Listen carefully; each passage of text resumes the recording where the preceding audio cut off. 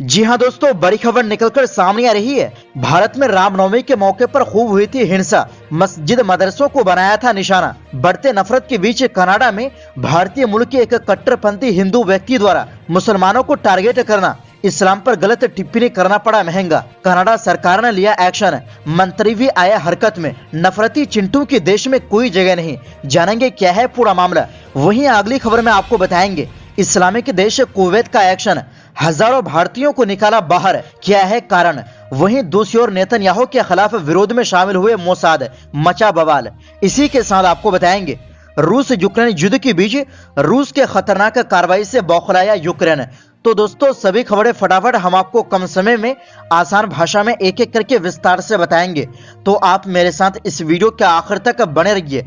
तो बिना टाइम लेते हुए बात करते हैं खबरों की। जी हां दोस्तों, भारत में रामनवमी के मौके पर कई जगह हिंसा हुई और मस्जिद मदरसों को निशाना बनाया गया, जिसको लेकर विश्व स्तर पर इसकी आलोचना हुई है। यही नहीं, अब तो हरियाणा के एक मस्जिद में दंगाइयों द्वारा नमाजियों को पीटा गया है। इस बीच भारत के कुछ कट्टरपंथी इतनी नफरत लिए हुए फिरते हैं कि वो विदेशों में भी मुसलमानों को निशाना बनाने से बाज नहीं आते। हालांकि कनाडा में मुसलमानों को टारगेट करना एक भारतीय कट्टरपंथी को महंगा पड़ गया और कनाडा सरकार ने साफ कर दिया कि कनाडा में ऐसी हरकत मुसलमानों के खिलाफ हिंसा और इस्लामोफोबिया नहीं चलेगी। दरअसल कनाडा की ओंटारियो की एक मस्जिद में खतरनाक ढंग से गाड़ी चलाने तथा नमाजियों पर धार्मिक अपशब्द टिप्पणियां करने एवं उन्हें धमकाने के आरोप में एक भारतीय मूल के व्यक्ति को गिरफ्तार किया गया है। 28 साल के भारतीय मूल के इस कट्टरपंथी व्यक्ति का नाम शरण करुणाकरण है। सीटीवी न्यूज की रिपोर्ट के मुताबिक शख्स ने मार्खम में डेनिस स्ट्रीट की मस्जिद में गाड़ी चलाकर अशांति फैलाने की कोशिश की थी। इसके बाद शुक्रवार की रात उसे टोरंटो में हिरासत में ले लिया गया। प्रत्यक्षदर्शियों के मुताबिक करुणाकरण एक गाड़ी से मस्जिद घुसा था। इस दौरान उसने एक व्यक्ति पर गाड़ी चला दिया था। इस दौरान वो लोगों को धमकी भी दे रहा था। रिपोर्ट में एक पुलिस अधिकारी के हवाले से कहा गया है कि संदिग्ध ने मस्जिद की पार्किंग में खतरनाक तरीके से गाड़ी चलाई थी। करुणाकरण पर गाड़ी चलाने के अलावा धमकी देने और हथियार से हमला करने का भी आरोप लगाया गया है। 11 अप्रैल को यानी आज करुणाकरण को अदालत में पेश किया जाएगा। शनिवार को स्थानीय सांसद और व्यापार मंत्री मेरी एनजी ने कहा कि हमले के बाद से वो काफी परेशान थी। सांसद मेरी एनजी ने कहा कि कनाडा में इस्लामोफोबिया के लिए कोई जगह नहीं है। ट्विटर पर एक के बाद एक कई ट्वीट में सांसद मेरी ने लिखा, इस्लामिक सोसाइटी ऑफ मार्खम में हिंसक घृणा अपराधों और नस्लवादी व्यवहार के बारे में सुनकर बहुत परेशान हूँ। मार्खम और कनाडा के मुसलमानों के लिए मैं आपके साथ खड़ी हूँ। रमजान के दौरान मस्जिद समुदाय और शांति की जगह होती है। हर किसी को अपने इबादतगाह में सुरक्षित महसूस करना चाहिए। कनाडा में मंत्री अहमद हुसैन ने कहा कि वो इस घटना से बेहद आहत महसूस कर रहे हैं। हुसैन ने ट्विटर पर लिखा, 6 अप्रैल को रमजान के पवित्र महीने के दौरान इस्लामिक सोसाइटी ऑफ खारकम के बाहर हुए नफरत से प्रेरित हमले से मैं बहुत दुखी हूँ। इस्लामोफोबिया से प्रेरित हमलों का बढ़ना बहुत चिंताजनक है और हमें इसके खिलाफ खड़ा होना चाहिए। हम नफरत को जीतने नहीं देंगे। दरअसल हाल के दिनों में जब भारत में रामनवमी शोभा यात्रा निकाली गई थी तो कई जगह हिंसा हुई और दंगाइयों द्वारा बिहार शरीफ के एक मदरसे को ही जला दिया गया। ऐसी कई वीडियो वायरल है जिसमें देखा गया कि कैसे दंगाइयों द्वारा मस्जिदों को निशाना बनाया जा रहा है। हालांकि इस पर जब भारतीय नेता बोलते हैं तो सिर्फ एक तरफा, जिसके बाद माहौल को शांति करने के बजाय बिगाड़ने का काम करते हैं और भारतीय मीडिया इस आग में घी डालने का काम करते हैं। दोस्तों यहाँ पर कनाडा में सबसे अच्छी बात यह रही कि खुद कनाडा सरकार ने साफ कर दिया कि देश में इस तरह के तत्वों की कोई जगह नहीं है।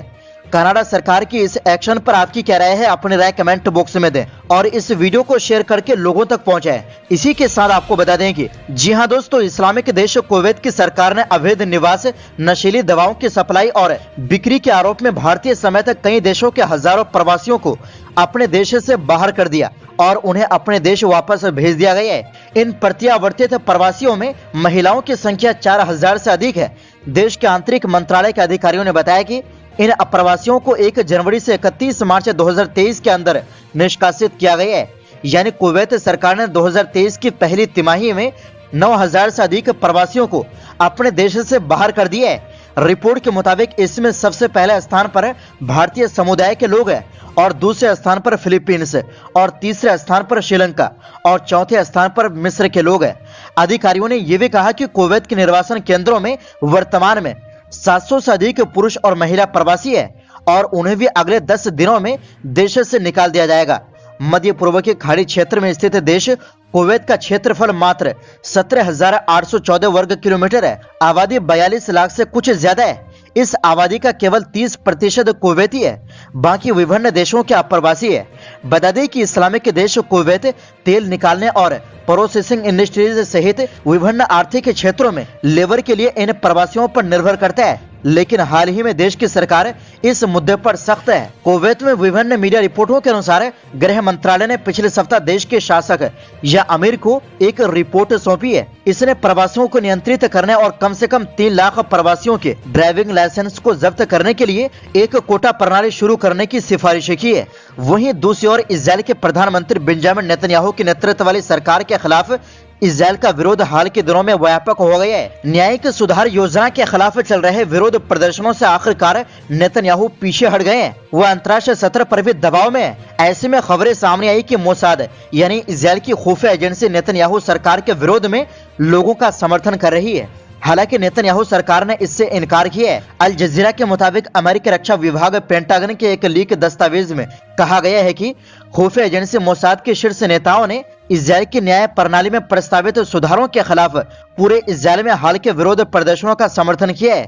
हालांकि इजरायली सरकार ने दस्तावेजों की इस खुलासे को खारिज कर दिया है। मीडिया के अनुसार लीक हुए दस्तावेज वर्तमान और पूर्व इजरायली खुफिया अधिकारियों को ये कहते हुए दिखाते हैं कि विरोध के लिए प्रत्यक्ष समर्थन का यह उपाय मोसाद नेताओं की परंपरा से सीधे तौर पर राजनीतिक संकटों में शामिल नहीं